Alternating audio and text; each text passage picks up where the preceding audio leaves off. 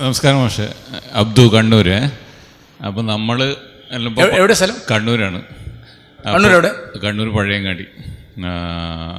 നമ്മളിപ്പോൾ പഠിച്ചത് അധ്യാപകർ വിദ്യാർത്ഥികളായിട്ട് ക്ലാസ് ഇരുന്നിട്ടാണ് ഇപ്പം കാര്യങ്ങൾ. നമ്മൾ പഠിച്ചത് സ്കൂളിൽ നിന്ന് അധ്യാപകരും വിദ്യാർത്ഥികളെല്ലായിട്ട് ക്ലാസ്സിലിരുന്നിട്ട് മുറിയിൽ മാഷന്മാർ പഠിപ്പിച്ചിരുന്നതാണല്ലോ നമ്മൾ പഠിക്കുന്നത്.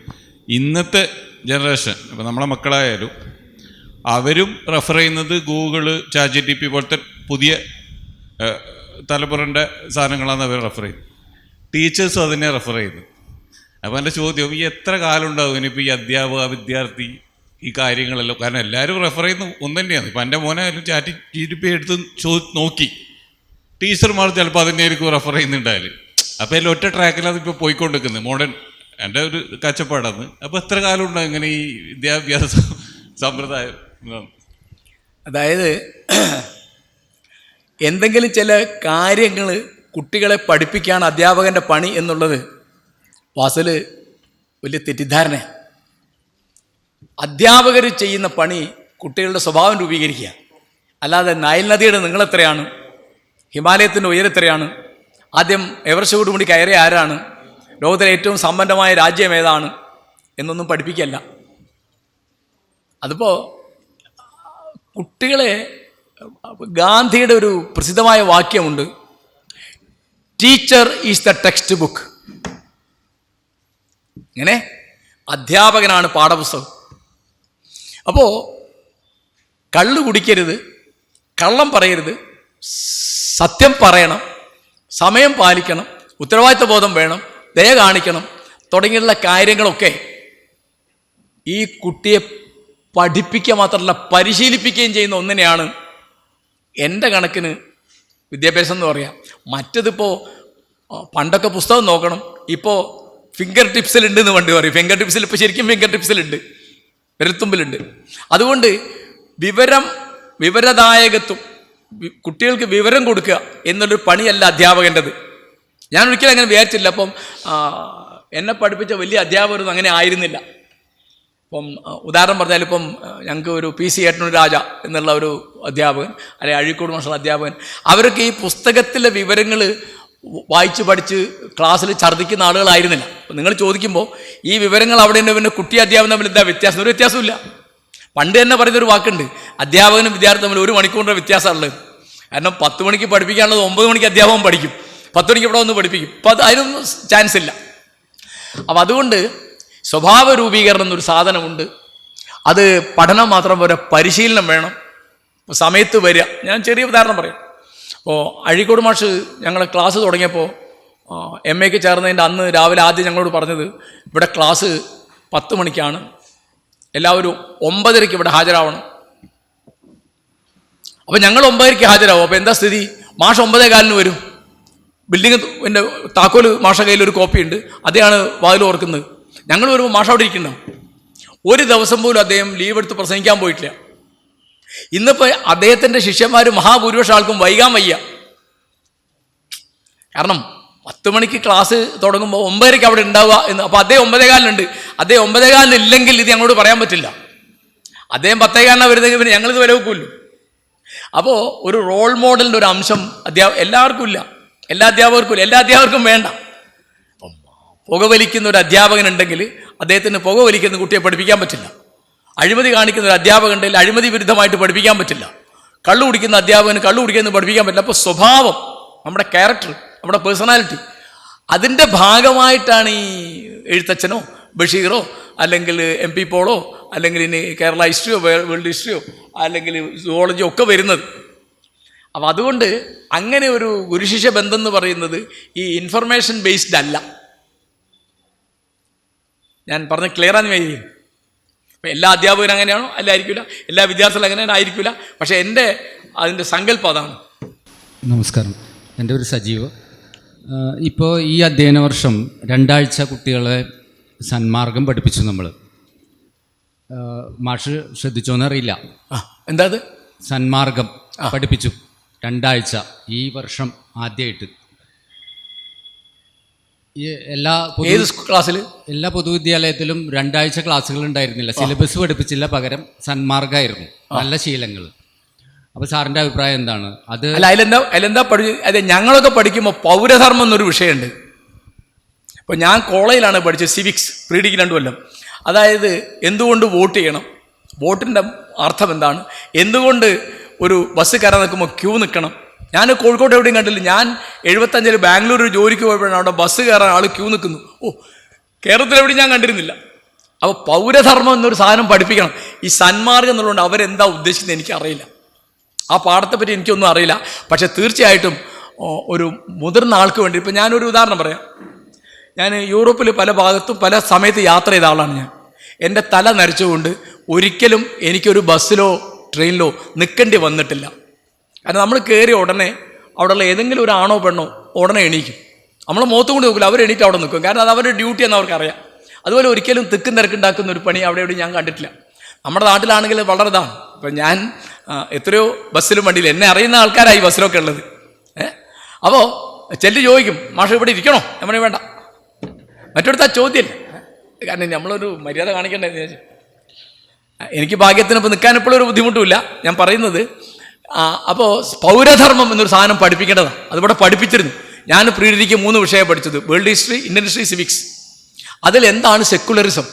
അന്നും നമ്പീശ മാഷ് പറഞ്ഞ വാചകം എനിക്ക് ഓർമ്മയുണ്ട്.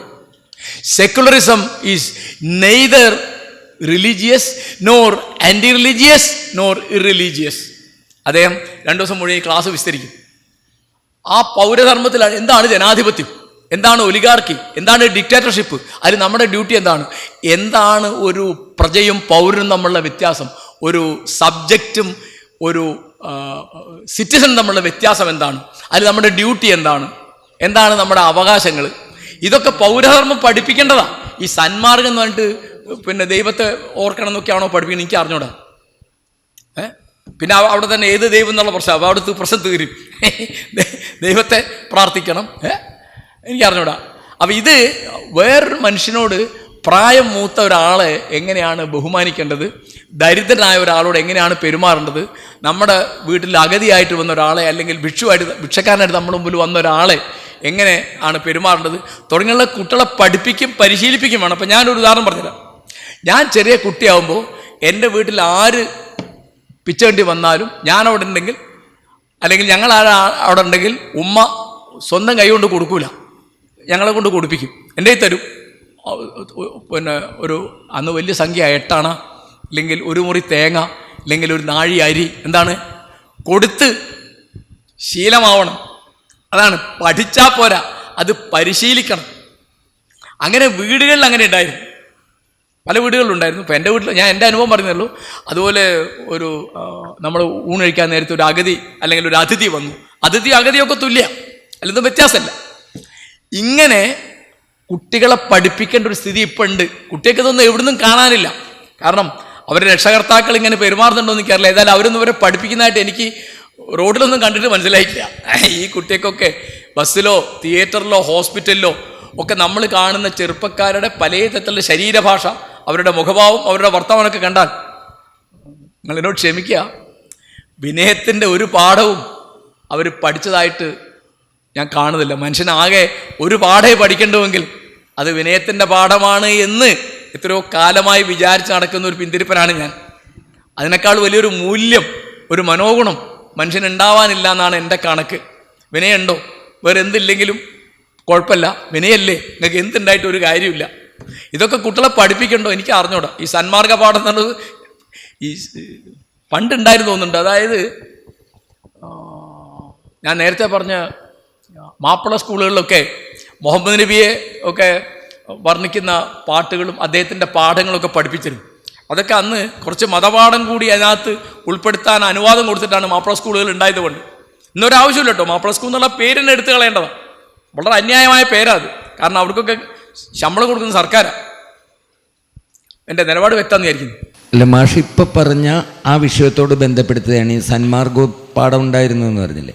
ഇപ്പം ഈ കഴിഞ്ഞ ഒരാഴ്ചയായിട്ട് നമ്മുടെ കുറേ പത്രങ്ങളിൽ വന്ന ഒരു ഇതുണ്ടായിരുന്നു, അധ്യാപകൻ്റെ കാല് കഴുകുന്നത് കുട്ടികളെ നിർബന്ധിക്കുന്നു, അത് പാടില്ല, സർക്കാർ സ്കൂളുകളിൽ കാല് കഴുകുന്നത് അനുവദിക്കില്ല എന്ന് മന്ത്രിയും ഞങ്ങൾ കഴുകുന്ന ഒരു വിഭാഗം ആളുകളുടെയും ഒരു തർക്കം ഉണ്ടായിരുന്നു.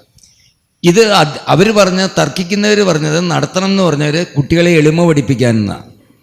കുട്ടികൾക്ക് ഗുരുഭക്തി ഉണ്ടാക്കാനാണ് ഞങ്ങൾ കാല് കഴുകാൻ പറഞ്ഞത് എന്ന്. അതിനെക്കുറിച്ച് മാഷ് അഭിപ്രായം എന്തെങ്കിലും? അതായത് കാല് കഴുകുന്നത് ഒന്നാമത് നിർബന്ധിച്ചിട്ടാണെങ്കിൽ ഒന്നും ചെയ്യാൻ പാടില്ല, നിർബന്ധിച്ചൊന്നും ചെയ്യാൻ പാടില്ല. പിന്നെ അപ്പോഴും നമ്മൾ നിർബന്ധിക്കുന്നുണ്ട്. ഇപ്പോൾ മാഷ് ക്ലാസ്സിലേക്ക് വരുമ്പോൾ എഴുന്നേറ്റ് നിൽക്കണം അല്ലേ, അതിപ്പോൾ നമ്മൾ കൂടുതൽ പഠിപ്പിക്കുന്നുണ്ട്. പക്ഷേ ഈ കാല് കഴുകുന്നതിനോട് വിയോജിപ്പുള്ള ഒരാളാണ് ഞാൻ. എന്താ കാരണം വെച്ചാൽ അതിലൂടെ വരുന്ന ഒരു മനുഷ്യന് അഭിമാനകരമല്ലാത്ത അഭിമതമല്ലാത്ത തരത്തിലുള്ള വിധേയത്വം അതിനകത്ത് വരുന്നുണ്ട്. ഈ കാലോട്ട് നമസ്കരിക്കുക ഇതൊക്കെ വളരെ കൂടുതലാണ്. അതൊക്കെ പഴയ കാലത്തിൻ്റെ ചില മൂല്യങ്ങളാണ്. അതൊന്നും ഇന്ന് ഒന്നും കുട്ടികളെ നിർബന്ധിച്ച് പഠിപ്പിക്കാൻ പാടില്ല. ഇപ്പം ഞാൻ ഇവിടെ ജർമ്മനിയിൽ ഒരിക്കൽ പോയപ്പോൾ എൻ്റെ സുഹൃത്ത് അദ്ദേഹത്തിൻ്റെ ക്ലാസ്സിലേക്ക് എന്നെ കൂട്ടിക്കൊണ്ടുപോയി. അപ്പോൾ അവിടെ എന്താ വെച്ചാൽ ഞങ്ങൾ ചെന്നപ്പോൾ കുട്ടിയൊക്കെ ആരും എണീക്കുന്നില്ല. ഇവിടുത്തെ ഒരു മാഷായതുകൊണ്ട് എനിക്കൊരു പ്രശ്നമായി, എന്താ ആരും എണീക്കാത്തത്. അപ്പം അങ്ങനെ ഒരു പണി അവിടെ ഇല്ല. അത് it varies from culture to culture. അപ്പോൾ ഈ കാല് തൊട്ട് നമസ്കരിക്കുക എന്നൊക്കെ പറയുന്നത് അങ്ങേയറ്റത്തെ വിധേയത്വമാണ്. അങ്ങനെ മനുഷ്യന് വിധേയത്വം പഠിപ്പിക്കാൻ പാടില്ല എന്നാണ് എൻ്റെ കണക്ക്. അതെൻ്റെ വ്യക്തിപരമായ നിലപാടാണ്. പിന്നെ നിർബന്ധിച്ചിട്ടാണ് അങ്ങനൊന്നും ഒരു സാധനവും നിർബന്ധിച്ച് ചെയ്യാൻ പാടില്ല. പിന്നെ കുട്ടികൾ എഴുന്നേൽക്കുന്നതൊക്കെ നമ്മുടെ ഒരു പാരമ്പര്യത്തിൻ്റെ ഭാഗം. പിന്നെ ചോദ്യം ചോദിക്കുമ്പോൾ എഴുന്നേൽക്കണം എന്ന് പറഞ്ഞാൽ മറ്റുള്ളവർക്ക് മര്യാദ കേൾക്കാൻ വേണ്ടിയിട്ടാണ്.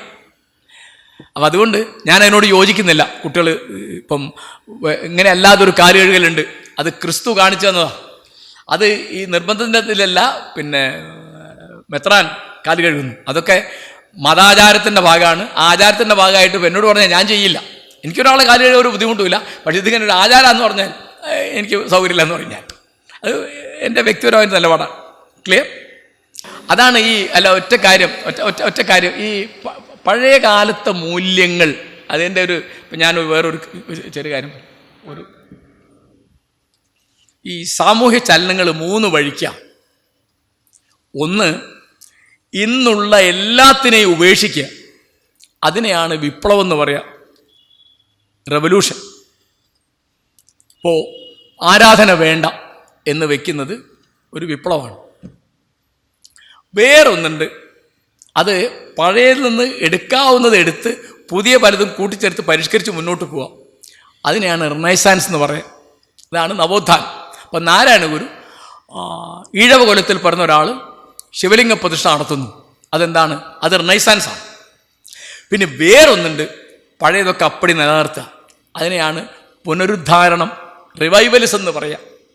അപ്പോൾ നമ്മൾ പഴയ മൂല്യം എന്ന് പറയുമ്പോൾ അത് റിവൈവലിസം ആകരുത്, അത് റിനൈസാൻസ് ആണെങ്കിൽ നമുക്ക് ആലോചിക്കാം എന്നേ ഞാൻ പറയുള്ളൂ.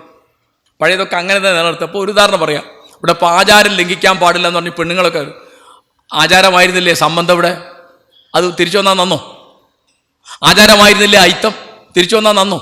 ആചാരമായിരുന്നില്ലേ സതി, തിരിച്ചു വന്നാൽ നന്നോ? അപ്പോൾ നമ്മൾ സംബന്ധ വ്യവസ്ഥ വേണ്ടാന്ന് വെച്ചു, സതി വേണ്ടാന്ന് വെച്ചു, നരബലി വേണ്ടാന്ന് വെച്ചു, അയിത്തം ക്രിമിനൽ കുറ്റമായിട്ട് പ്രഖ്യാപിച്ചു. അങ്ങനെ എത്രയോ പഴയ കാര്യങ്ങൾ നമ്മൾ കളഞ്ഞിട്ടുണ്ട്. നമ്മുടെ ഭരണഘടന തന്നെ ഇപ്പോൾ ജാതി ഇല്ലല്ലോ ഭരണഘടന അനുസരിച്ച്. അറിയിച്ചു, ജാതി ആയിരുന്നില്ല ഇവിടുത്തെ ഏറ്റവും വലിയ യാഥാർത്ഥ്യം. മഹാഭാരതമാണെങ്കിൽ ഓരോ ഇഞ്ചിലും ജാതിയുടെ ഈ ഘടന ഉറപ്പാക്കി മുന്നോട്ട് പോകുന്നൊരു ഗ്രന്ഥമാണ്. വാൽമീകി രാമായണം ഒട്ടും മോശമല്ല, കൂടുതൽ മഹാഭാരതത്തിലാണ്. അപ്പോൾ ഈ നമ്മൾ പഴയത് എന്ന് പറയുമ്പോൾ ഇന്ത്യയിൽ പഴയത് പലതും നല്ലതുണ്ട്, പലതും വളരെ വെടക്കുണ്ട്. അപ്പോൾ പഴയതിനെയെല്ലാം, അപ്പോൾ ഞാനൊരു കാളിദാസൻ്റെ ഒരു ശ്ലോകം കൂടി പറഞ്ഞിട്ട് ഇത് അവസാനിപ്പിക്കാം. അഗ്നിമിത്രത്തിൽ പറയുന്നുണ്ട്, എന്താ പറയുന്നത്? പഴയതാണ് എന്ന് വെച്ചിട്ട് ഒക്കെ നല്ലതല്ല, പുതിയതാണ് എന്ന് വെച്ചിട്ട് ഒക്കെ ചീത്തയുമല്ല. അത് അറിവുള്ളവൻ വിചാരണ കഴിച്ച് തിരഞ്ഞെടുക്കും. മൂഢന്മാർക്ക് വല്ലവരും പറയുന്നതാണ് പ്രമാണം. ആണ് ARൻ്റെ പരിഭാഷയാണ്. നന്നല്ല കാവ്യം അഖിലം പഴതെന്ന് വെച്ചിട്ട് ഒന്നോടെ നിന്ദിതമല്ല നവത്വമൂലം. വിജ്ഞൻ വിചാരണ കഴിച്ച് തിരഞ്ഞെടുക്കും അജ്ഞന് വല്ലവരും ഓതുവതാം പ്രമാണം. കാളിദാസൻ ഉപയോഗിച്ച വാക്ക്. മൂഢൻ ആരാന്ന് നിർവചിക്കും കാളിദാസൻ. മൂഢ പരപ്രത്യേനേയ ബുദ്ധി. മറ്റുള്ളവർ പറയുന്നത് കേട്ട് നടക്കുന്നവനെയാണ് കാളിദാസൻ മൂഢൻ എന്ന് വിളിക്കുക. അതാണ് AR പരിഭാഷപ്പെടുത്തിയത്. അജ്ഞന് വല്ലവരും ഓതുവതാം പ്രമാണം. അപ്പം നമ്മൾ പഴയത് വരുമ്പോൾ നമ്മളൊന്ന് നമ്മുടെ നിലയ്ക്ക് അവനവൻ്റെ തൻ്റെ ഇടം കൊണ്ട് ഒന്ന് വിശകലനം ചെയ്ത് നോക്കിയിട്ട് നല്ലതാണോ, പഴയതായതുകൊണ്ട് നന്നായിക്കോണമെന്നില്ല, പഴയതായതുകൊണ്ട് മോശമായിക്കോണമെന്നില്ല. അപ്പോൾ എൻ്റെ വിചാരണയിൽ കാല് കഴിക്കുന്നതും തുടയ്ക്കുന്നതൊന്നും നന്നല്ല എന്നാണ് എനിക്ക് മനസ്സിലായത്. നിങ്ങൾ വളരെ ശ്രദ്ധാപൂർവം ഇത് കേട്ടിരുന്നതിനും ധാരാളം ചിരിച്ചതിനും വാസ്തവമായി നന്ദി.